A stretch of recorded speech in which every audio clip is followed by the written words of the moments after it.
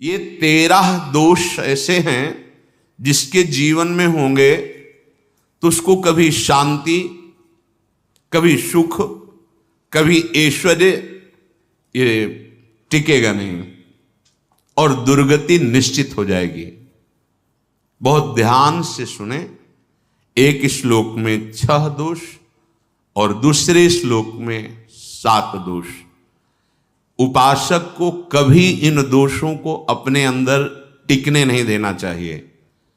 और जो संसार के मार्ग में चल रहे हैं, अगर इन दोषों में चलेंगे तो हुआ जो आपके पुण्य कर्मों से ऐश्वर्य है भी वो नष्ट हो जाएगा। आप दुख, चिंता, शोक से ग्रसित होकर बड़ा दुख में जीवन व्यतीत करेंगे और आपकी गति बिगड़ जाएगी, दुर्गति हो जाएगी। विकत्थनः स्पृहायुर्मनस्वी बिभ्रत कोपम चपलो अरक्षणश्च एतान् पापाः षण्णराः पाप धर्मान् प्रकुर्वते नोत्र सन्तः सुदुर्गे संभोग संविद विषमोति मानी दत्तानुतापी कृपणो बलीयान वर्ग प्रशंसी वनितास्तु देष्टा एते परे सप्तनशंस वर्गाः। जो अपने मुख से अपनी बड़ाई प्रशंसा करता है, ये 13 लिख लो दिमाग में, डायरी में, क्योंकि ये नोट हो रहा है, आवाज डाली जाएगी, आप बार बार सुन, इनसे बचिए। अपनी बड़ाई, अपनी प्रशंसा कभी अपने मुख से नहीं करना, नहीं तो आपके पुण्य नष्ट हो जाएंगे, बुद्धि भ्रष्ट माने गिर जाएगी। अगर परमार्थ में चल रहे हैं तो भी, और व्यवहार में तो पुण्य नष्ट हो ही जाएंगे। बुद्धि गिरी हुई तभी ऐसी बात होती है। और यह दोष बहुतायत है, ये बहुत प्रभावशाली है। अपनी बड़ाई मारना, इसको देख लो, पकड़ो, सत्संग है। अपने मुख से कभी अपनी बड़ाई ना करना। अगर कोई अपने मुख से अपनी बड़ाई करता है तो उसके सुकृत नष्ट हो जाते हैं, बुद्धि भ्रष्ट माने गिर जाती, पतित हो जाती है, फिर निर्णय ठीक नहीं। अगर हमारा सारथी, हमारा ड्राइवर मूढ़ हो तो कहीं भी हमको गिरा देगा, तो वो बुद्धि भ्रष्ट मतलब गिर जाती है, निर्णय करने लायक नहीं रहती। अपनी प्रशंसा अपने मुख से करना। दूसरा, लोलुपता, ये वृत्ति नहीं होनी चाहिए। धर्म से चलेंगे, धर्म के द्वारा जो हमें प्राप्त होगा उसी से हम अपना भरण पोषण करेंगे। आपके बच्चे स्वस्थ होंगे, बुद्धिमान होंगे, परिवार में बहुत सुख और शांति होगी। भले दीपक की तरह जलो, बहुत काल तक रहेगी। लक्ष्मी जी भी आपके घर में बहुत काल, हम ये नहीं कहते कि बहुत नहीं, जितनी है बहुत सुख शांति से चलोगे। अगर लोलुपता करोगे, हिंसा, छल कपट, व्यभिचार, चोरी, ऐसे धन आ जाए, वो आएगा, लेकिन वो हाइलोजन की तरह आएगा, एकदम प्रकाश और फ्यूज, बिल्कुल अंधकार करके जाएगा। देख लेना, तुम्हारे जो सुख के हेतु हैं, तुम्हारा शरीर, तुम्हारे बच्चे, तुम्हारी पत्नी, तुम्हारा परिवार, उसको देख के तुम रात दिन जलोगे बिना आग के। ऐसे उनके आचरण होंगे, ऐसे उनके अंग होंगे, ऐसे उनके दिमाग होंगे, ऐसा उनका व्यवहार होगा। ये लोलुपता अगर उपासक में या किसी में है तो उसको नष्ट कर देती है। सावधान। तीसरा, यदि आपका अपमान होता है तो आपको उसे सहन करना होगा, उससे आपके पाप नष्ट हो जाएंगे।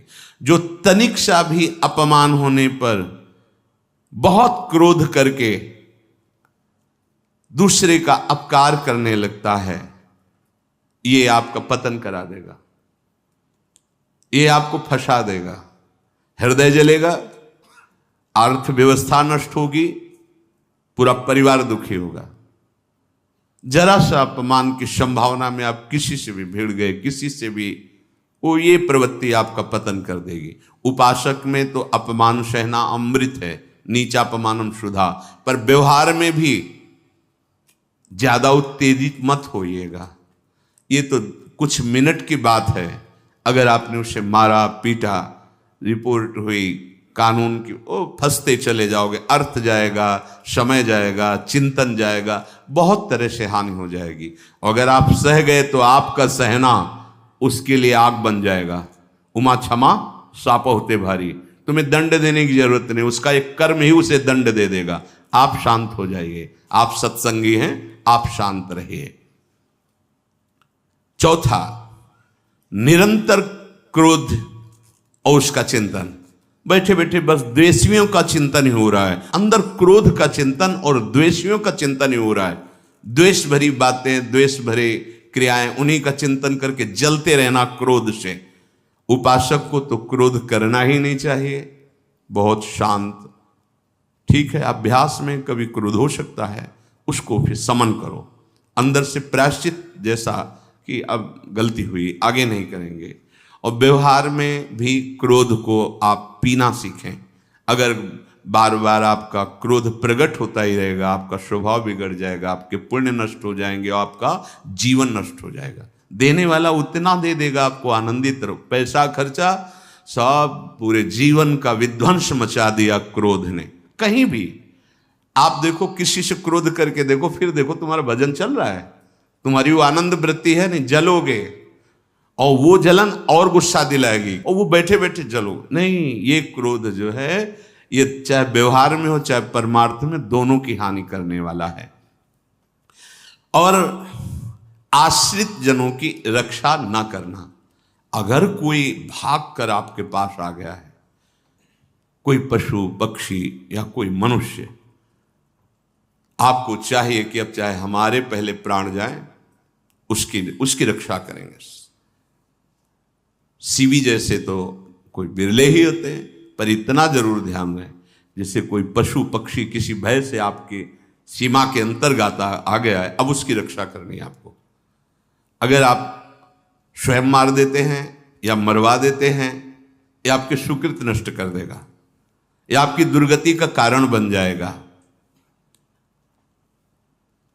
और जो पाप कर्म उत्साहित होकर करते हैं, उपासक को तो बहुत सावधान रहना चाहिए, पर व्यवहार में भी जो नहीं करना चाहिए, अगर वो पाप कर्म आपके द्वारा मन में प्रेरित हो रहे हैं, संकल्प बन रहा है, क्रियाएं हो रही, दुर्गति पक्की, पुण्य नष्ट हो जाएंगे, दुख अशांति बढ़ती चली जाएगी, कभी शांति नहीं प्राप्त कर पाएंगे। ऐसा नहीं कि जो मन में आवे सो करें। पापाचरण निडर और उत्साहित होकर करना, अगर ऐसे लक्षण है, निश्चित दुर्गति होती है। ये 6, अपनी बहुत बड़ाई करने वाला अपने मुख से, लोलुपता, तनिक से अपमान में सहन ना करने वाला, निरंतर क्रोधी और आश्रित जनों की रक्षा न करने वाला, और निडर हर्षित होकर पाप कर्म करने वाला। दूसरे श्लोक में 7 है, 6 ये 7 हो। 1, संभोग का ही चिंतन करना, संभोग में ही मन लगाना, संभोग दूसरी स्त्रियों के साथ करने की भावना रखना। संभोग पहला है, संभोग।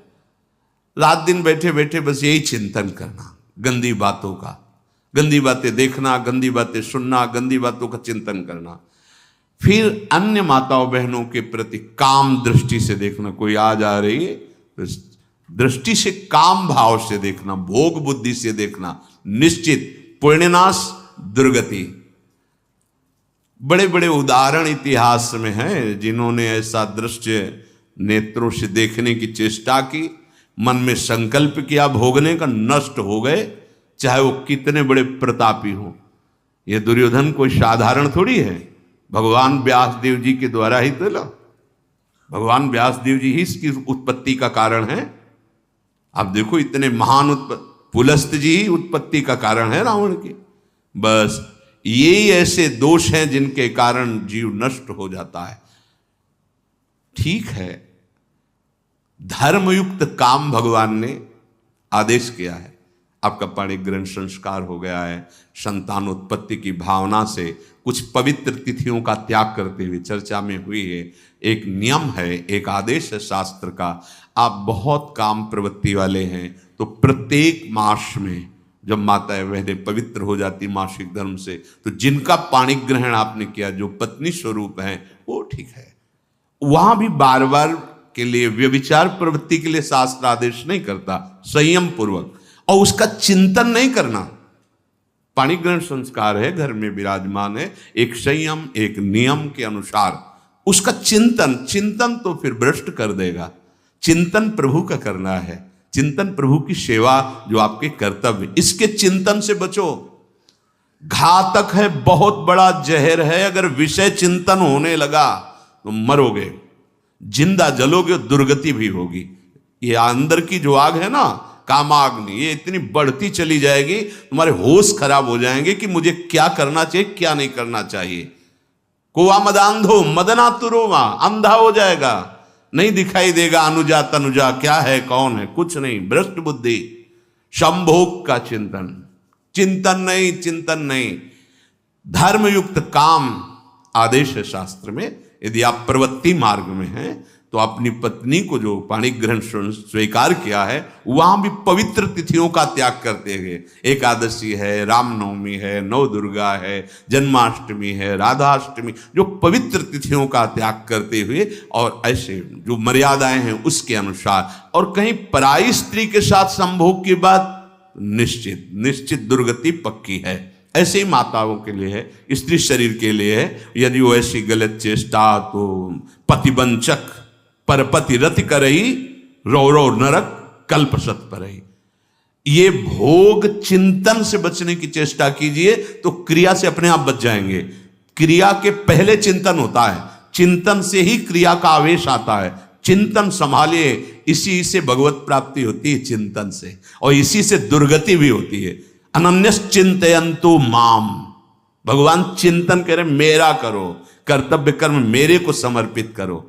अब जब चिंतन संभोग का होगा तो बुद्धि भ्रष्ट हो जाएगी। ये जो राक्षसी प्रवृत्तियां सुनने को मिलती है ना, कि ऐसा हुआ, वो देखा सुना और चिंतन किए, अब इतनी राक्षसी वृत्ति आ गई कि बस अब उनमें और राक्षसों में कोई अंतर नहीं रह गया।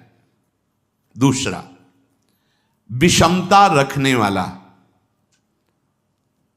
सबके साथ बर्ताव ऐसा कि मैं बहुत श्रेष्ठ हूं और दूसरे सब नहीं, ऐसा व्यवहार नहीं।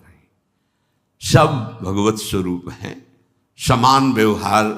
जैसे आपके भोजन है तो जो आप पा रहे हो वही सबको दीजिए, बैठने की व्यवस्था, उठने की व्यवस्था, क्रम बाई क्रम, पर उसको भी नीच भाव से मत देखिए। उस कोटि का उसको प्यार दीजिए, दुलार दीजिए, सम्मान दीजिए।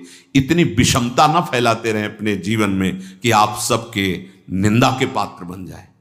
विषमता नहीं, सबको प्यार। हाँ ठीक है, पुत्र का अलग प्यार है, भाई का अलग प्यार है, पिता का अलग प्यार है, पर हमारा व्यवहार प्रीति युक्त होना चाहिए, विषमता भरा नहीं होना चाहिए। अगर हमारे चित्त में विषमता ही रही तो संसार है, प्रभु नहीं है। जीत विषम संसार कीर्ति जग बिस्तर है। जो विषमता पर विजय प्राप्त कर लेता है वही भगवत प्राप्ति का अधिकारी। ये विषमता बहुत बड़ी हानि है। तीसरी बात, अत्यंत मानी होना। जहां आपके प्राण कमजोर होंगे, पुण्य नष्ट होगा, आयुश्री सब नष्ट होना है, ऐसे आचरण करवाएगा गुरुजनों के साथ, महापुरुषों के साथ। ये बहुत नीच प्रवृत्ति है। अत्यंत मान प्रियता, मुझे सम्मान मिले, उत्तम प्रवृत्ति है। सबको मान देना, स्वयं अमानी रहना। चौथा, दान देने की बात कह के मुकर जाना या दान देकर पश्चाताप करना। दे दिया है, बहुत जल रहे हो, दूसरे से वार्ता कर रहे हो कि पता नहीं क्या यार बुद्धि में हो गया, हमने उसको इतना कहा था, उतना दे दिया, क्यों दे दिया, ऐसा मतलब अंदर चिंतन करना, क्यों दे दिया तो दिया। इसके बाद जो आपका जलन हो रही, पश्चाताप, सुकृत नष्ट हो रहे हैं। दान देकर पश्चाताप करना या दान देने की बात कह के मुकर